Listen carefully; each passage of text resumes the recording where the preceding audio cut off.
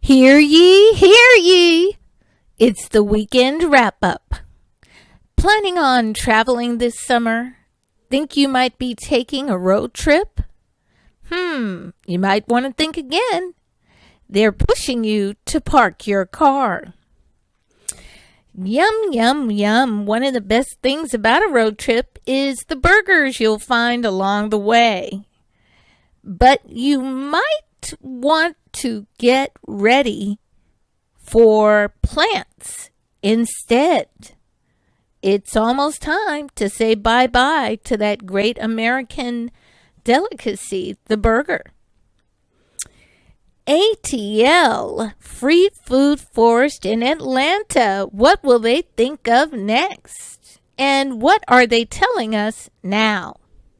You mean $25,000 is not enough to repair for the free labor of 243 years plus another 150 plus years of segregation, Jim Crow, and being the only racial group in the country made to constantly defend our very existence?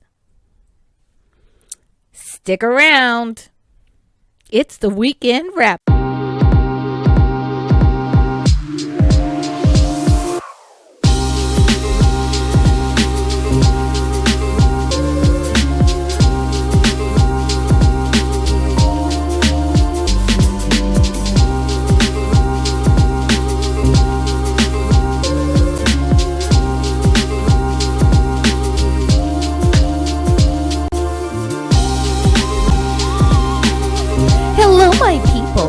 It's your Negro with Aptitude and host of the BLACKboard, Mickee Lee.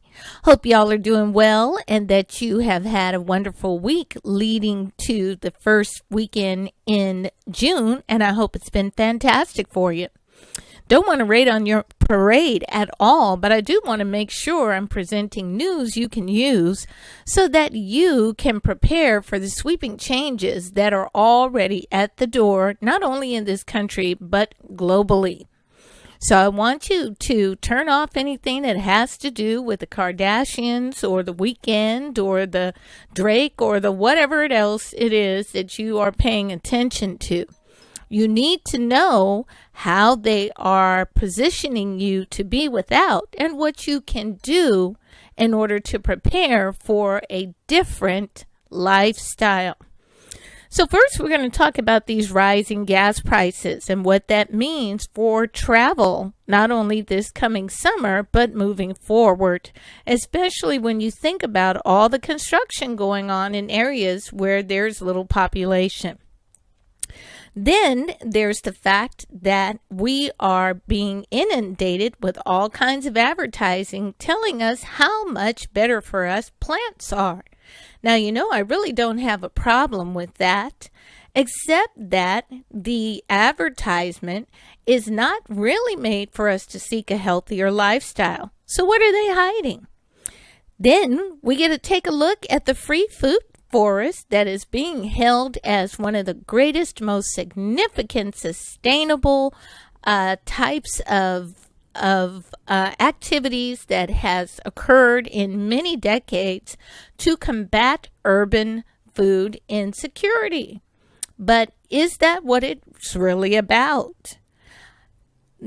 Lastly, tonight, we'll get our reparations update, and we're going to look back at the case that I reported on earlier this year or late last year, talking about the city of Evanston, Illinois, being the first city in the United States to pay reparations to the American descendants of slaves.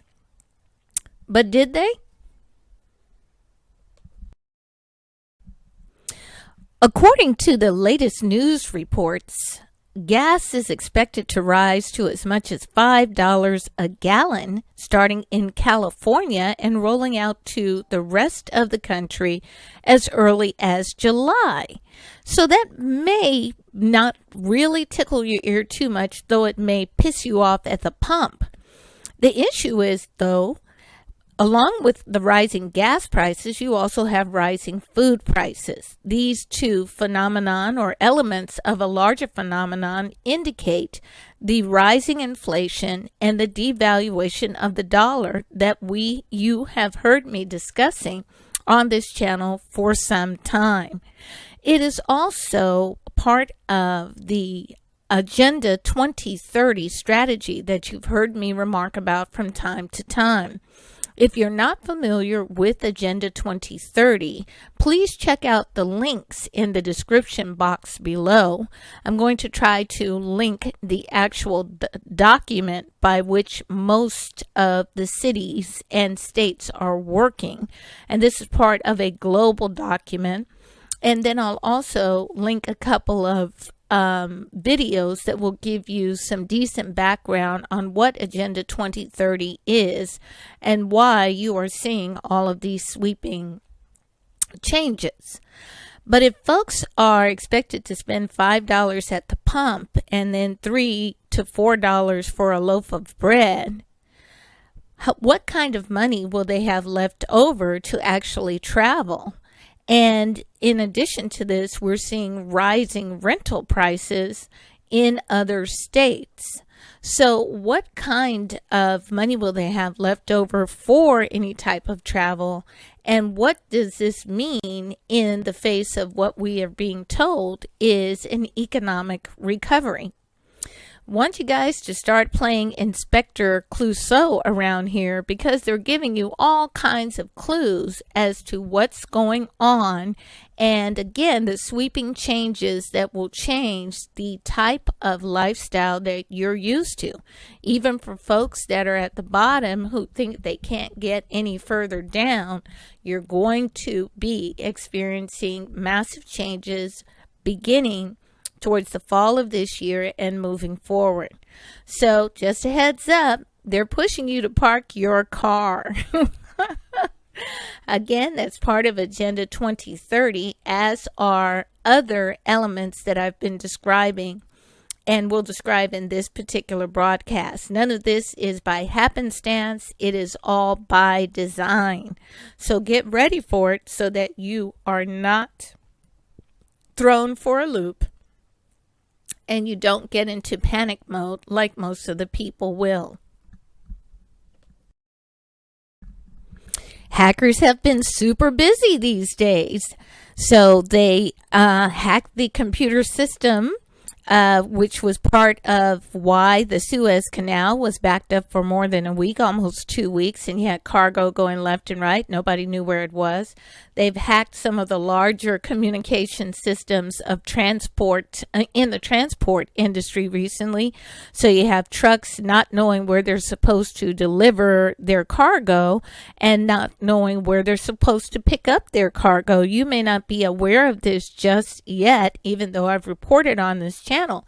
But the United States is part of a global just-in-time delivery system, which means that all of the goods and that we purchase, be they food or clothing, electronics, etc., is timed extremely close so that it gets to the store pretty much just in time, just when you need it.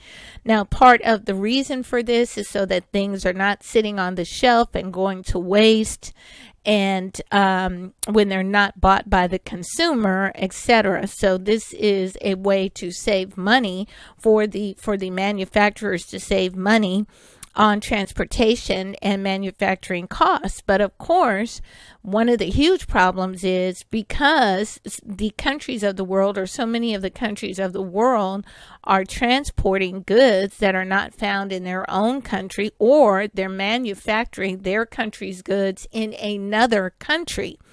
Any type of slip up means that the goods that you're expecting, especially food, instead of it taking days to get to your store, it now could take weeks or months. We're going to see how the Suez Canal situation that I reported on a couple of months ago, or a month or so ago, we're going to see how that's going to begin to affect the products that are available in our stores. and how they're going to eventually use social credit, just like they have in China, to determine what kind of food is available to you based on how you rank in the social credit system. I know these sound like far off ideas, but I'm just giving you the 411 so that you can get a heads up of how this is going to turn out. So, JBS is described as an American meat packing company, but JBS is actually owned by Brazil. And their system has been hacked, which has paralyzed meat processing in 3 major countries, the United States, Canada, and Australia. This is going to have long-term effects on the availability of beef in these 3 countries and globally.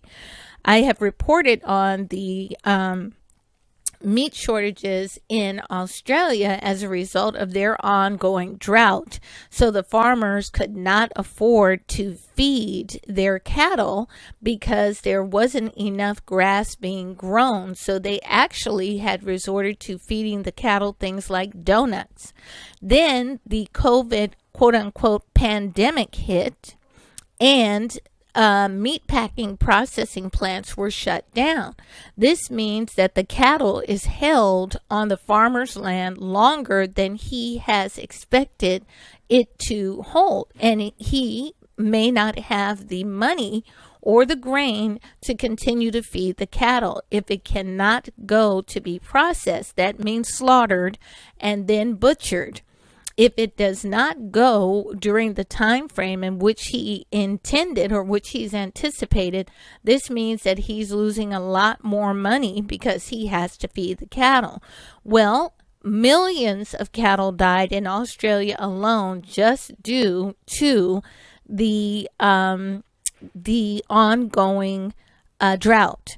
So when the hackers have attacked the meat processing through the JBS system alone, this means that there were thousands and thousands, tens and thousands of cattle per day that were not processed. Not only in the Australia, but in Canada and the United States as well. In the United States, this is further devastated by the fact that unlike droughts, we actually had floods. We've had floods in the United States for about 4 years running in the states where most of the cattle production is done. Millions and millions of cattle were lost in those floods of 2015, 16, 17, 18 primarily. And so then you have 2020 pandemic, slaughterhouses are closed.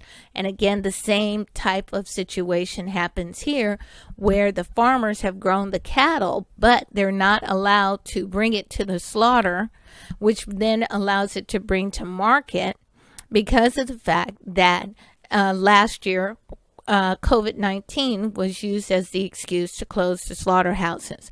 This is not by accident, folks. There's an aggressive agenda to shut down animal agriculture. And while I agree with it for the sake of the animals who are treated so brutally, the fact of the matter is this is all another element of Agenda 2030, which is to drastically reduce the ability to produce meat products, not only in a agricultural sense, but also in your own backyard. So please start to pay attention. And when you see those burger prices rising, now you'll know why. The urban food forest at Brown's Mills outside of Atlanta, Georgia, is one of the is touted as one of the best known solutions right now to curb food insecurity, especially in urban areas where so many people are relying on fast food and on their local liquor store for any type of food products. So Atlanta, Georgia is on a mission to address the food insecurity for its residents, and it has pioneered this project, which is located on what was originally a pecan farm, and it is about 7 acres, and it is so far supplying food and nutrition for roughly 6,600 residents, 6,600 residents of the Browns Mills neighborhood. Now, this sounds like a great idea, and I agree with it, because one of the things it does, it's a community garden on a larger scale, and it's teaching people how to grow food and grow food in their area. The problem is this: once you see that they are starting to try to scale up on these community gardens, you really should start to think about why. What is the problem?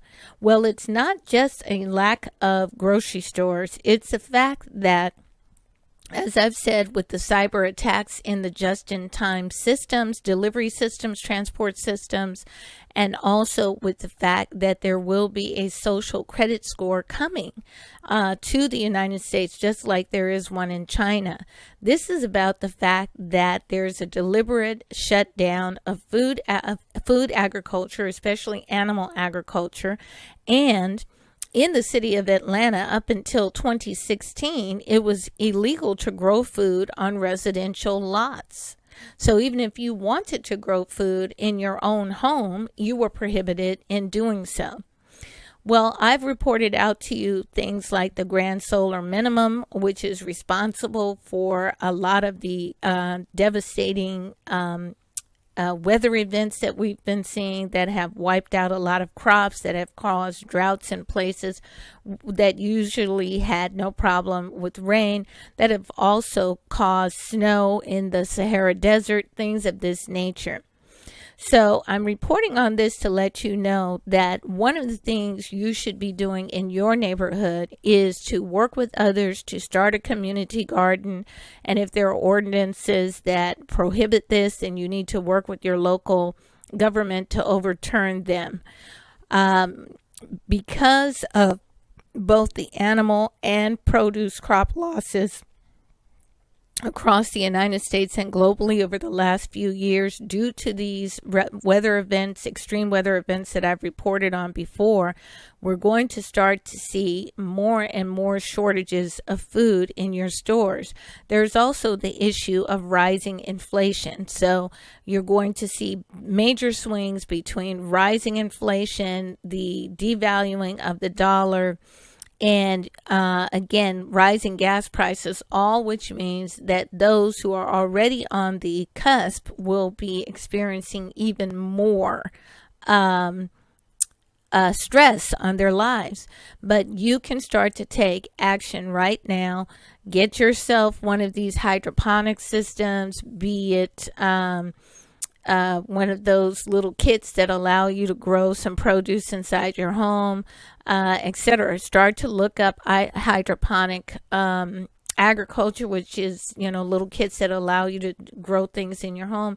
Start to look into community gardens. Find out if they already exist in your area. If not, work with others to start doing that, so that more and more people not only know how to grow food, but are growing food on their own, in their own homes, or together in the community.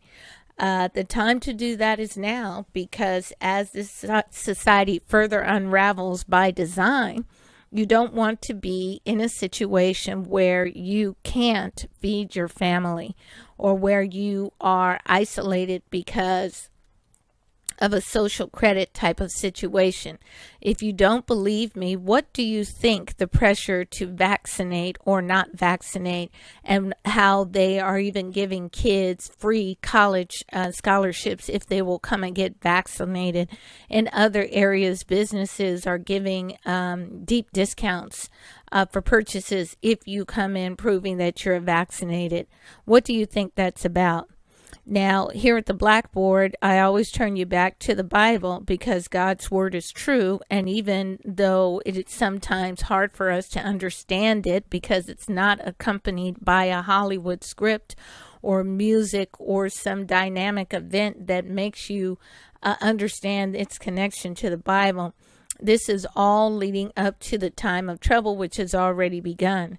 So to the best of my efforts, I want to do all I can to help Black people not only to return to God, but to prepare for these sweeping changes, because all the other groups will be able to work together. They have communities that have long established working together and providing for one another. We don't have that. So please take a look at this story on Atlanta and see what you can do to get this started in your area. Back in March, I reported to you guys through a weekend wrap-up that Evanston, Illinois was poised to become the first U.S. city to pay reparations to its Black residents. So in March, they began to pay reparations to the maximum of $25,000. Here's the problem, though. Very few of the Black residents of Evanston, Illinois were involved in the creation of this reparations program, and it is not a cash settlement. It is not a cash settlement, and it caps at $400,000. So the $25,000 would primarily be for home repairs, so those folks who already own homes, or down payments on property. The caveat being that you had to have lived in Evanston, Illinois from 1919 to 1969. Now, there's a problem with that right there. That only covers 50 years of discrimination in housing based on race, and it certainly doesn't cover all of the burglary, land theft, destruction, and damages caused to the properties owned by Blacks in the Evanston, Illinois area. So fast forward to today, and the residents, or many residents of Evanston, have rejected this proposal and are demanding that it is stopped and that it is reevaluated. I have to say that this was to be expected, and I applaud those residents for stopping. The problem that Black folks are having in seeking reparations is threefold in my view. Number one, those Blacks with the largest platforms nationally and globally are not using those platforms to seek reparations for American descendants of slaves, or ADOS. They are talking about everything under the sun except for reparations, and those few that do mention reparations seem to think that Black folks don't deserve them, while at the same time they will co-sign all of the money, all of the jobs, all of the handouts that are being given to immigrants and that have been ongoing for more than 150 years to Native Americans. This is problematic. The second issue is that those who are at the forefront of the reparations movement in the United States feature people who have not taken a hard look at all of the support systems that have been put in place for, again, immigrant groups, white women, and Native American. Those are the three major groups that would provide structures and dollar amounts by which Black people would be able to negotiate as to what the federal government and states owe Black people as a result of 243 years of free labor, followed by another 150 plus years of damn near free labor, and the additional cost of, again, land theft, murder of people, all kinds of strategies that have resulted in generational wealth being stolen from black people over and over and over again. We just heard about Tulsa, Oklahoma this week. That's only one location. Black Wall Street in Tulsa, Oklahoma, just one location. There are literally hundreds and hundreds of Black Wall Streets across the United States that have been built over and over and over again by the black residents, only to have local governments as well as federal governments use one strategy or another to remove ownership of land from black people using legislative maneuvering such as redlining, but also prescriptive easement. Here's the third part. Not enough of us are, as black content creators or community activists, are involved in proposing proper elements of reparations. First of all, the dollar amount should be in the mid-trillions. Sandy Doherty, who is an economist at Duke University and works a lot with Yvette Carnell, and Yvette Carnell is credited with starting the ADOS movement about 3 or 4 years ago. He estimates that the minimum amount we should be talking about is $11 trillion. Okay, trillion with a T. It should also be multi-generational, and it should also include things like non-competitive employment. What does this mean? Jobs just for black people. You have jobs for Latinos. They take up wide parts of different industries, not just construction, not just agriculture, not just in the service industries, but wide swaths of industries that ensure they are making enough money to be homeowners, and that they're able to pass down wealth not only to their families living here in the United States, but that they're able to pass that wealth on outside of the country. Billions and billions of dollars leave the United States to Mexico every single year, just that one country alone. So until we are willing to take a hard look at what all these other groups are getting, and then state that as American descendants of chattel slavery, not only are we citizens of the United States, but this country calls itself a Christian country. We are the only Christian group in the country that continuously is under attack just for our very existence. So these are the 3 areas that we need to correct quickly. And I applaud the people of Evanston, Illinois for rejecting it. But they need to be offering a very sound proposal based on what other groups have gotten and continue to get in their area. And we need to do that nationally as well.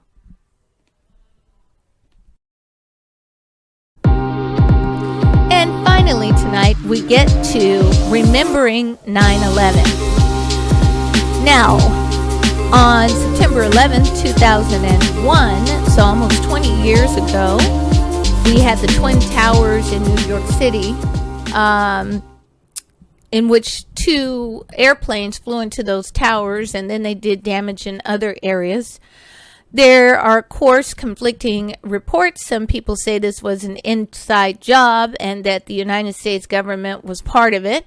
Others blame it on the Saudis and the Iraqis and so forth and so on, and that gave cover to pursue Osama bin Laden. Whatever it is you believe, I want black folks to pay attention to something. We are supposed to remember 9/11 for the rest of our lives. We are never supposed to forget 9/11. In fact, there's a hashtag, never forget. We are supposed to remember it in honor, and we are supposed to take steps so that it is a part of the national dialogue every year and the national remembrance. However, when black folks talk about slavery, when black folks talk about Jim Crow, when black folks talk about segregation, when black folks talk about discrimination on the job until well into the 70s, when black folks talk about how even in the year 2020, our lives are still not valued to the level of even an illegal immigrant, we're told to just get over it. Well, we're not going to just get over it. And on 9/11, I want us to remember whether or not we have received reparations. That's what I want to remember. If we have received reparations, I want us to celebrate receiving that reparations, which should be a multi-tier, multi-year production. And if we haven't, then I want us to push harder to make sure that we get it. This remembering 9/11, and I'm not saying it shouldn't be remembered. I'm saying if it should be remembered, which was one event which unfortunately affected thousands of people, 3,000, 3,400 people, then slavery, which affected millions and millions and millions of people, should also be remembered. If the Jews are allowed to remember the Holocaust, something that happened over 70 years ago, did not happen in the United States, and from which they have received billions and billions of dollars, then we too should be able to remember and to collect our check. If the Native Americans are able to remember something that happened over 150 years ago, and for which they have received land and trillions of dollars in repayment by now, even though they're supposed to be sovereign entities, we too should be able to remember. If the Japanese can antagonize the United States into a war, World War II, and then have their country rebuilt and then by the United States, and then have their country defended by the United States for decades and decades and decades, and then that doesn't count the amount of money that the Japanese survivors of the encampments were given, then we too should be able to remember. My point to you, Black folks, is stop getting played. Stop allowing what has happened to us to be pushed under the rug and treated as so much, hey, just get over it. If the nation is not getting over 9/11, which many believe to be an inside job, then we're not getting over slavery, which we know to be an inside job. It's your Negro with Aptitude and host of the Blackboard, Mickee Lee, signing off.